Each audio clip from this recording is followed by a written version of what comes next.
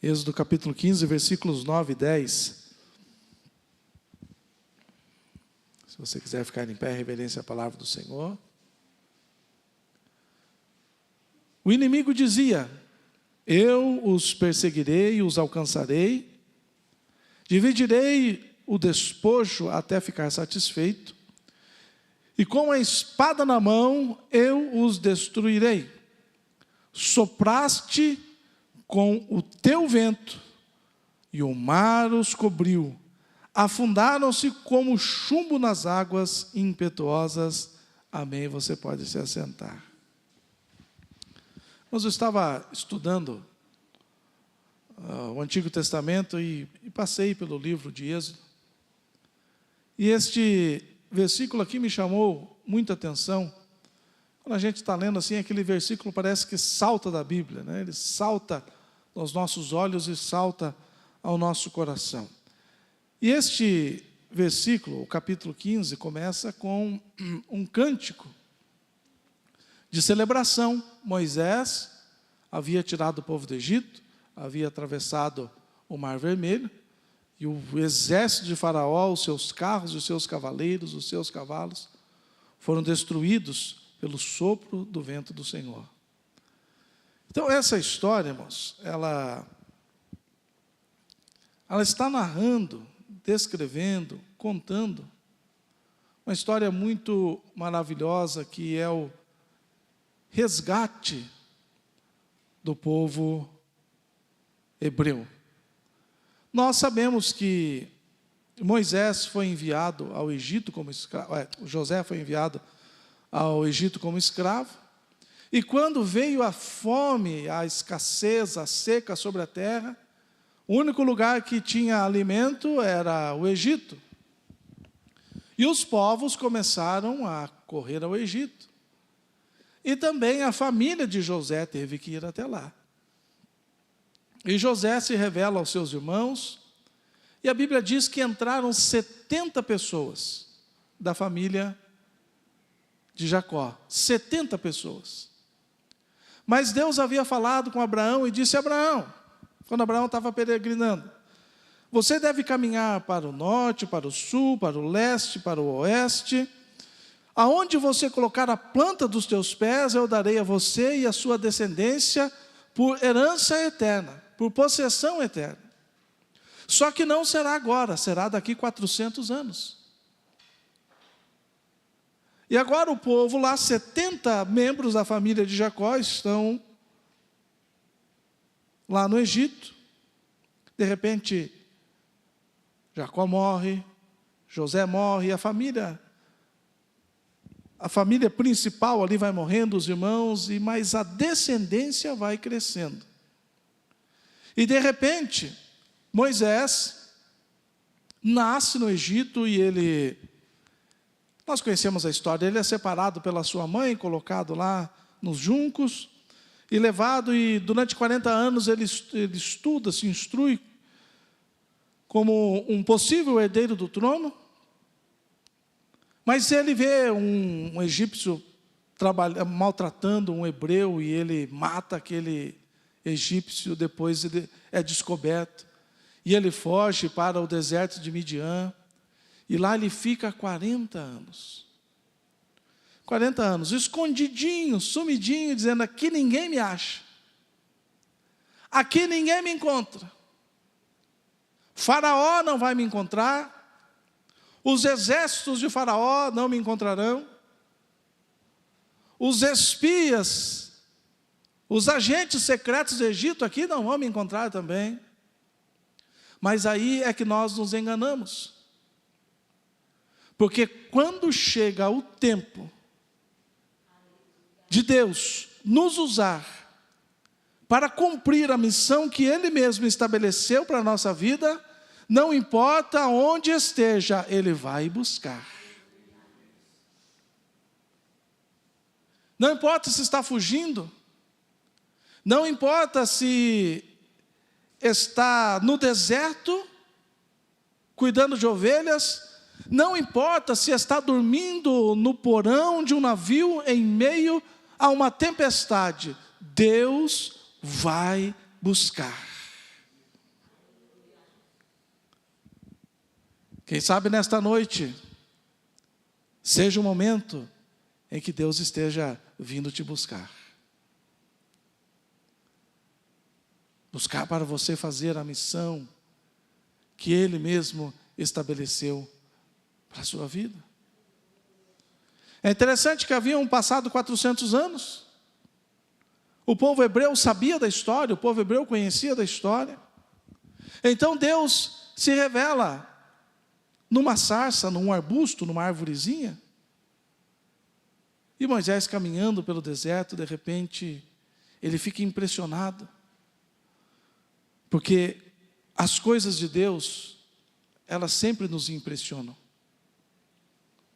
Quando Deus faz, Ele sempre faz o impressionante. Quando Deus faz, Ele sempre realiza além de qualquer condição.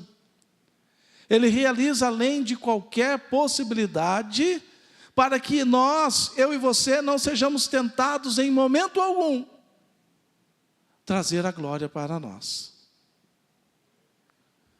Então Moisés se aproxima daquela sarça, e Deus diz assim: Moisés, eu vim aqui te buscar.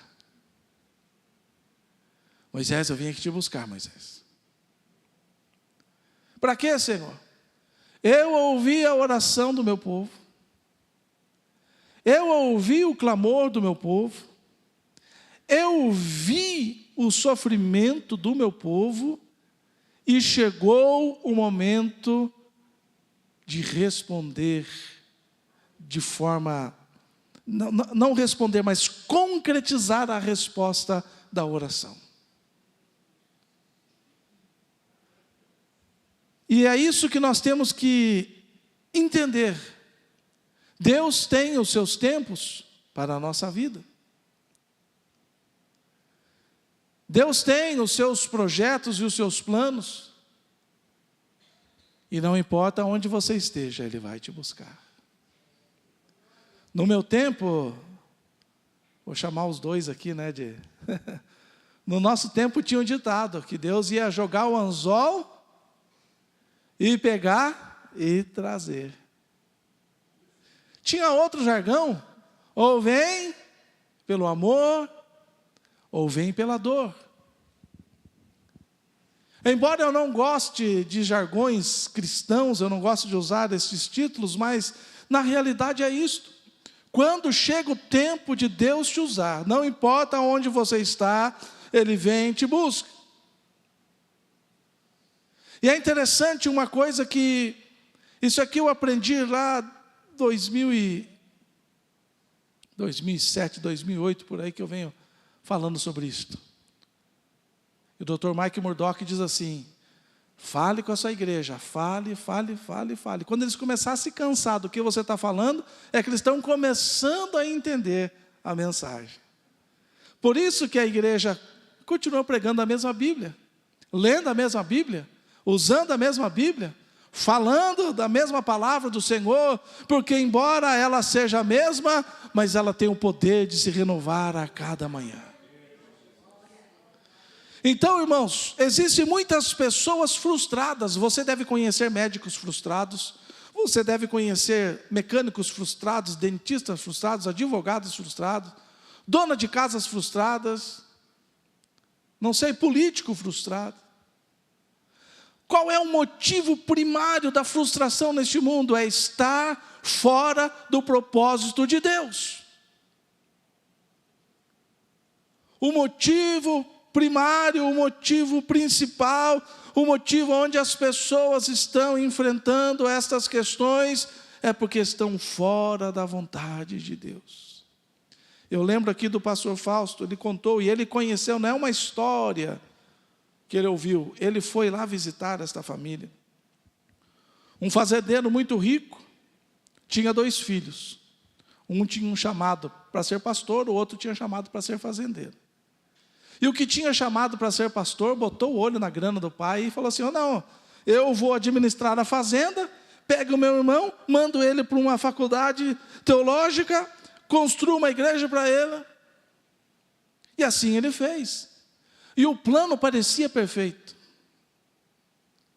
E o plano parecia sem falhas. Entenda porque eu estou falando isso. Nós não escolhemos a nossa missão, nós descobrimos a nossa missão. É por isso também que existem muitos pastores frustrados. Diz que uma pesquisa recente diz que 70%, 80% dos pastores estão enfrentando crises depressivas. Estão passando pela mão dos psicólogos, dos psiquiatras. E muitos desses, a grande maioria, estão na frustração.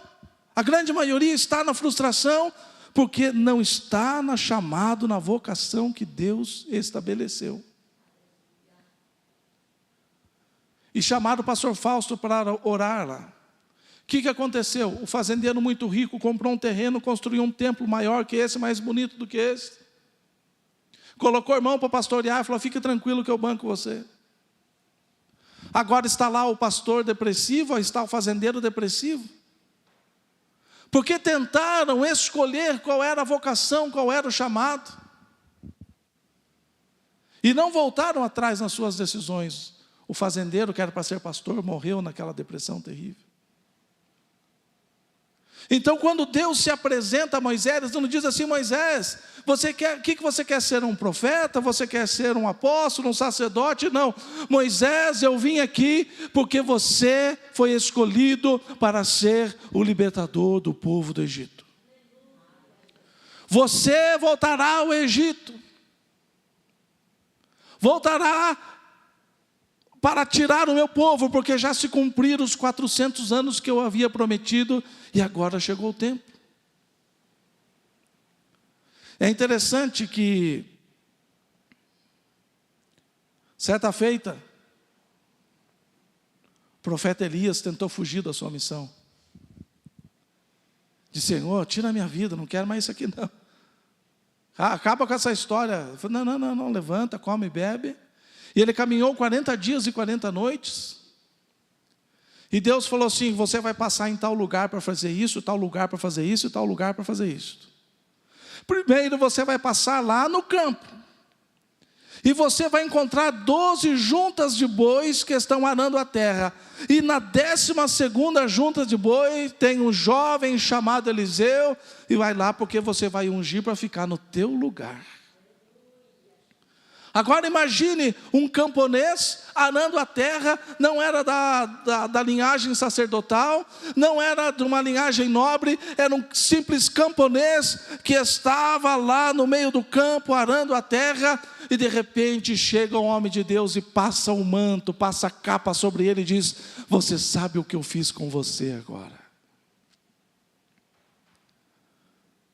Eu lembro de 2 irmãos, Pedro e André, que lavavam as redes.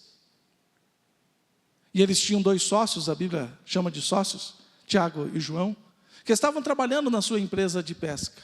E de repente, vem caminhando pela praia Jesus, o Nazareno, o Cristo ungido do Senhor, o Emanuel, é o Deus conosco. E ele chega e diz assim: olha, abandonem a empresa de vocês, abandonem a pescaria, porque a partir de agora vocês serão pescadores de homens. E que história fantástica esses 4 realizaram. Então, se você não quer ter uma vida de frustração, não tente achar o que você quer, não tente fazer o que você quer fazer, mas pela ação do Espírito Santo de Deus, busque ao Senhor, busque em oração, busque em jejum, busque em meditação, busque ouvir a voz do Senhor, e Ele vai te colocar no centro da vontade, no plano e no propósito que Ele estabeleceu para você, e você jamais será um homem e uma mulher frustrada.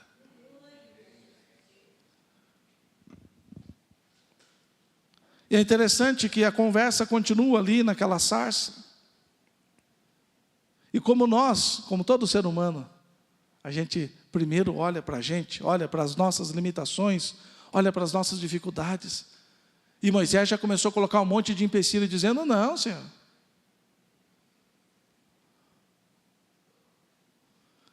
Eu não vou voltar lá não, eu não consigo falar, não sei falar. Entenda uma coisa: tudo que você precisa para cumprir a missão que Deus colocou sob sua responsabilidade, já está na sua vida. Tudo que você precisa para completar esta fase da missão, Deus já colocou na sua vida.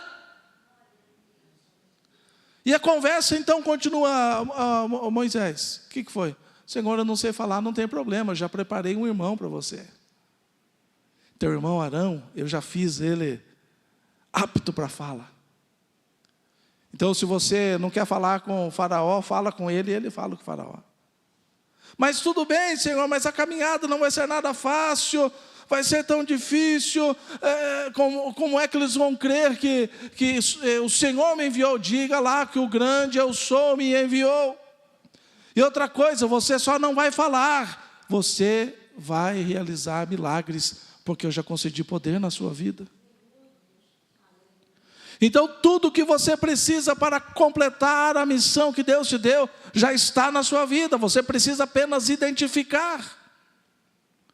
Porque nós somos bons em desculpa dizendo, quando a igreja crescer, quando se tornar melhor, quando estiver mais estruturado, quando Deus me permitir que eu faça a faculdade teológica, quando Deus me der dinheiro, quando Deus me der um carro, nada disso.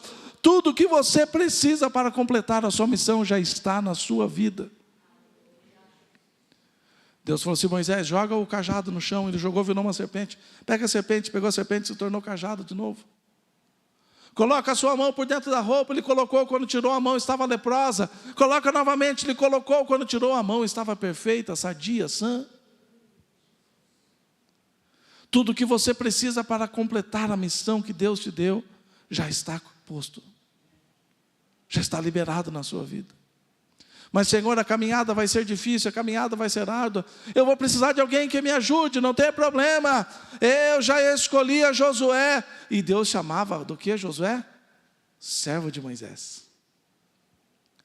Para Moisés, Deus dizia, o meu servo Moisés. Agora, quando Deus falava com Josué, ele dizia assim, este aí que é o servo de Moisés. Mas Senhor, como é que eu vou construir um tabernáculo no meio do deserto? Como é que eu vou costurar os panos, os tecidos, costurar o couro? Como é que eu vou trabalhar com ouro? Como é que eu vou fazer tudo isso? Fica tranquilo. Eu já providenciei Bezalel, e o meu espírito vai vir sobre ele, e ele vai ser mestre em todas as obras. Ouro, prata, bronze, ferro, pedras preciosas, madeiras, tecidos, tudo que for preciso, o meu espírito já está sobre ele. Então tudo que você precisa para completar a obra que Deus te chamou, a missão que Deus chamou, já está na sua vida. Agora nós temos que entender uma coisa. O inimigo tentará te destruir, porque você é um agente para realizar a vontade de Deus. Nós temos que entender, irmãos, a vida cristã, ela é tão séria. Muitas vezes as pessoas estão olhando assim, como um pertencimento apenas a um grupo. Muitas vezes as pessoas acham que são apenas as liturgias, ou as regras teológicas, irmãos. A vida cristã, ela é seríssima, porque eu e você estamos carregando a promessa de Deus. Os anjos falaram, Senhor, não dá para quebrar o galho para a gente descer lá também, deve ser tão bom. Disse, não. Eu tenho lá os meus vasos, os meus instrumentos. E eles vão fazer toda a minha vontade. Sabe por que o inimigo tenta te destruir? Sabe por que ele se levanta ferozmente contra a sua vida? Porque ele olha em você, ele não vê apenas você, ele vê a promessa de Deus na sua vida. O irmão Ismael vai entender bem dessa história aqui. Eu estava subindo a serra ali, da serra da... voltando de São Paulo, tem a primeira lá que é a Serra do Cafezal, depois tem a segunda serra lá, Serra do Azeite. Eu estava subindo, e eu como dirijo assim, bem tranquilo, né? Eu estava atrás das carretas lá, a velocidade máxima era 60 por hora. Eu estava atrás de algumas carretas baú. E o que acontece naquela subida? Jovens saem correndo com o martelo na mão, quebram o cadeado, quebram o lacre daquele baú, abrem e puxam o que puder para fora, vai caindo na estrada e eles vão roubando.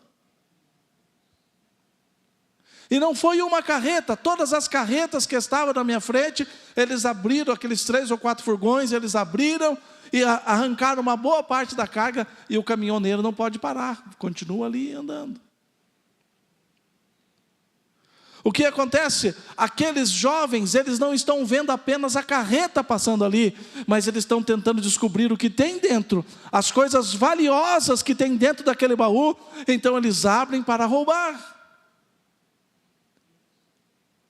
Assim somos eu e você. Se nós fôssemos uma transportadora, quem sabe estaria escrito ali, Transportes Jesus de Nazaré. E dentro nós estamos carregados, na nossa vida, na nossa alma, no nosso coração, na nossa mente, nos nossos sentimentos, nós estamos carregando a promessa de Deus. Esse foi o texto que nós lemos aqui. Qual é o cântico de Moisés dizendo? O inimigo dizia: eu os perseguirei, eu os alcançarei, eu dividirei o despojo até ficar satisfeito, com a espada na mão eu os destruirei. Então entenda a fúria do diabo contra a sua vida. O diabo quer de todas as maneiras nos tirar do centro da vontade do Senhor. O diabo não faz questão nenhuma de nos dividir um pouquinho com Deus.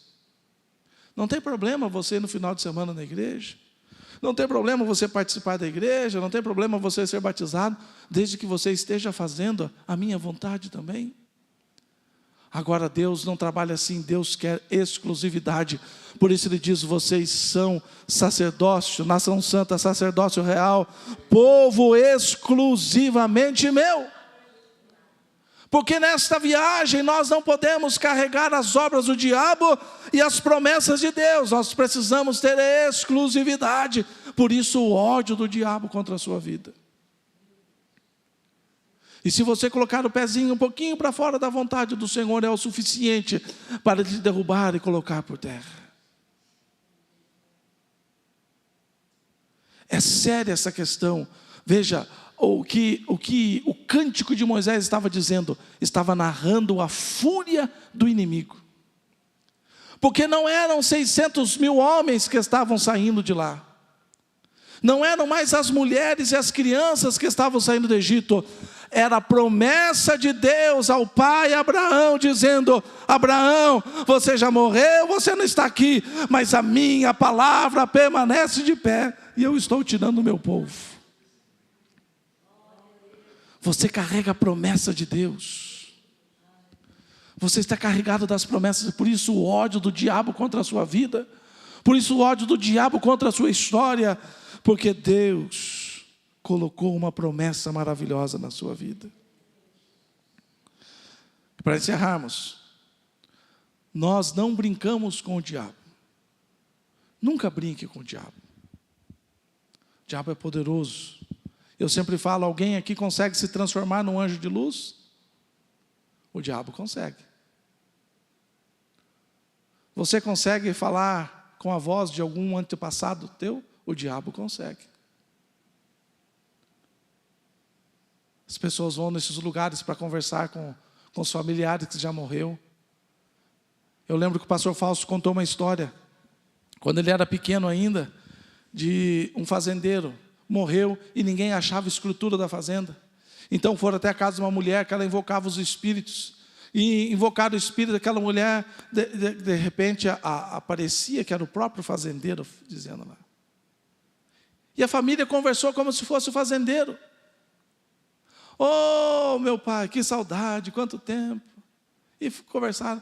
Nós estamos aqui, nós te chamamos, porque nós precisamos saber onde está a escritura da fazenda. E o diabo na boca daquela pessoa disse assim: lá na sala tal, tem um espelho assim, assim. Se você remover a moldura daquele espelho, o documento estará atrás. E as pessoas foram lá e o documento estava lá. Por que eu digo isso? Não brinque com o diabo. Não dê vez, não dê lado para o diabo. Não, eu posso fazer minhas aventuras. A hora que eu quiser voltar para Deus, eu volto. A hora que eu quiser abandonar o vício, eu volto. Eu abandono. A hora que eu quiser abandonar a prática do pecado, eu abandono. Não funciona assim. As garras do diabo prendem de tal maneira. Por isso o ódio do diabo contra a nossa vida. Mas nós não brincamos com o diabo, mas nós não temos medo dele. Porque basta um sopro do nosso Deus. Veja a fúria do diabo, do inimigo. O inimigo estava dizendo assim: eu perseguirei e alcançarei, eu dividirei os despojos, com a espada na mão eu vou destruir. E dele diz assim: mas o Senhor só enviou um sopro, aleluia, e destruiu aquele exército, e o mar, as águas do mar encobriram e todos morreram. Então nós estamos carregando a promessa de Deus. O diabo não quer destruir apenas você, ele quer destruir a promessa de Deus que está na sua vida. E se nós estamos aqui nesta noite é porque todos temos uma promessa maravilhosa. Quem sabe você não descobriu ainda, mas a promessa é maravilhosa. Aleluia. Jeremias 1,12 diz assim, Deus dizendo: eu velo sobre a minha palavra para a cumprir. Na versão NVI diz assim: eu estou vigiando para que a minha palavra se cumpra. E na NVT diz assim: eu estou vigiando e certamente cumprirei todos os meus planos. Por isso que eu digo, irmãos, repito o que eu falei aqui na quinta-feira: não importa a circunstância que os teus olhos estão vendo neste momento, não importa quão difícil seja o momento, não importa o quão impossível pareça a situação, Deus está dizendo: eu vou cumprir a minha promessa. Aquele povo olhou para frente e tinha o mar vermelho, para trás tinha o exército de Faraó, mas Deus pega aquela nuvem, coloca atrás do povo, coloca a coluna em cima do povo, e o povo estava ali sendo guardado, guiado e protegido por Deus, e o exército estava numa escuridão terrível. E Deus nos leva por caminhos maravilhosos. Para nós são maravilhosos, mas para o inimigo se tornam em armadilha. E o povo atravessou a pés enxutos. É interessante, eu voltei e li muitas vezes. Moisés diz assim que parecia que as águas estavam congeladas ao redor, mas atravessaram a pés enxutos. Não tinha nenhuma laminha no fundo daquele mar. Mas quando o exército entrou lá, Deus enviou o seu sopro e todos eles morreram. Deus tem vitória para a sua vida, aleluia. Eu não sei qual fase você está hoje. Se Deus está indo lhe chamar, se você está tentando descobrir a missão a qual Deus colocou sob sua responsabilidade, se você já entendeu o poder que Deus colocou à sua disposição, ou se hoje você está debaixo de um ataque severo, ou quem sabe nessa noite seja o momento em que Deus soprará do seu vento sobre a sua vida. Vamos ficar em pé neste momento?